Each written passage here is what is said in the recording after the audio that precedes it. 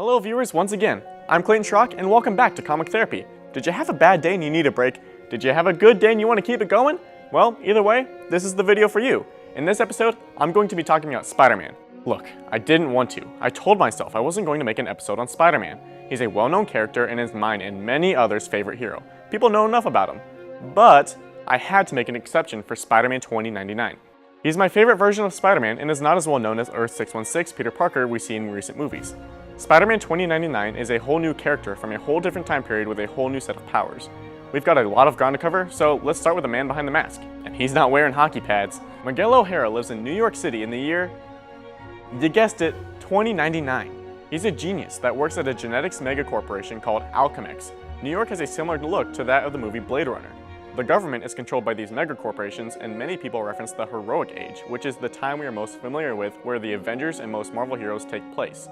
Many of these heroes are even praised and talked about like gods, especially Thor and other Norse mythology characters who have a cult-like following with people that call themselves Thorites. This city is physically divided, with the lower class living in street-level buildings and the upper class living in a new layer of the city just built on top of the old. Now, how Miguel O'Hara became Spider-Man. While attempting to recreate powers similar to that of Spider-Man for Alchemex, Miguel was forced to advance a genetics test from animal testing to using a human who was willing to be experimented on. The test goes horribly wrong and kills the subject. This is the last straw for O'Hara, and he walks straight to his boss's office and quits. O'Hara is amazed when his boss accepts his resignation and says his goodbyes with a toast. As soon as O'Hara finishes his drink, his boss reveals to him that he put Rapture in it. Rapture is a legal hallucinogenic drug that the body becomes immediately addicted to and will shut down if you stop taking it. Alchemex is the only company that creates this drug, and O'Hara's boss threatens to let him die if he quits. Miguel refuses to abide, so sneaks into the lab at night and attempts to alter his genetics so that he no longer is addicted to Rapture.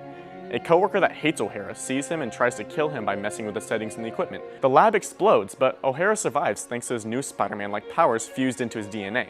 Now, I know that was a big intro, but this origin story is what first pulled me into the character. The original 2099 solo series takes place in his own world, but more recent series have him jump around between different years and universes. Personally, while I love this character, I think he's best in the year 2099. That being said, O'Hara is always a standout hero for me when popping up in other 2099 storylines, and especially in the Spider-Verse series.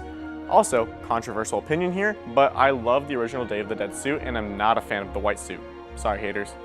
Finally, we have his powers. Yes, essentially he is just a Spider-Man with advanced speed, strength, and agility, but he also has a few main differences. Firstly, Spider-Man 2099 has large talons which allow him to stick to walls, but we also see him using these as weapons from time to time. Next, not really a power, but a feature of his suit is a futuristic cloth used by the Thorites to help them glide.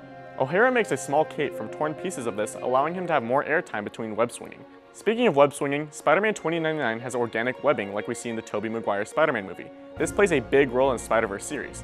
O'Hara also has venom fangs, which he uses mainly in extreme circumstances. Finally, he does not have spider sense, but instead his normal senses are heightened, so much that bright lights become one of his weaknesses when he's not wearing his suit or sunglasses. Personally, I think this is a major loss, because spider sense is one of the most underrated superpowers in movies and comics. I have a lot to say about spider sense, so tweet me if you want to hear more about it. Spider-Man 2099 was the first hero that first got me into comic books, and I recommend any series you see him in. He has a large presence in recent video games and cartoons, and I hope to only see more of him. Now, for Guess That Mask. Last week, I showed you this image of Blue Beetle, a hero from the DC universe where an alien robotic suit attaches to a teen and he can't take it off. This is another hero that is incredibly powerful, but we never see a lot of them in comics.